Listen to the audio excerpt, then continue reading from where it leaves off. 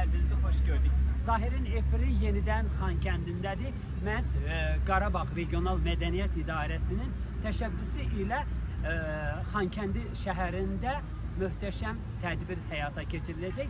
Tədbir sadəcə vətəndaşların rahat şəkildə dinlənməsi və canlı musiqilərə qulaq asmasından ibarətdir. İndi birazdan sonra tədbirimiz haqqında ətraflı məlumat verəcək və tədbirimizi də çəkib izləyicilərimizlə bölüşəcəyik. Gülü saralmayan çəmənsən vətən, Füzuli sevdiyi, sabir sevdiyi, vurğun vəsf etdiyi vətənsən vətən. Birbirinizi salamlayırıq. Gəlin, gürültülü səslərlə özümüzü alqışlayaq.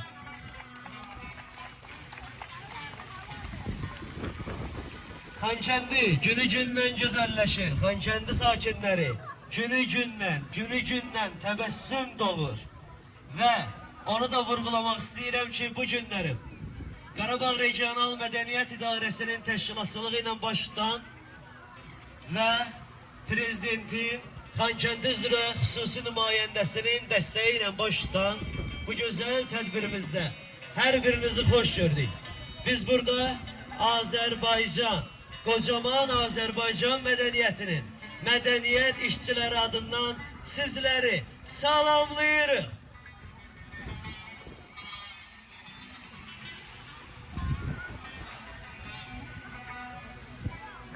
Gəlin elə bu məqamda Ulu Öndərimiz Heydər Əliyevin və torpaq uğrunda canından qanından keçmiş şəhidlərimizi bir dəqiqəlik sükutla yad eləyək.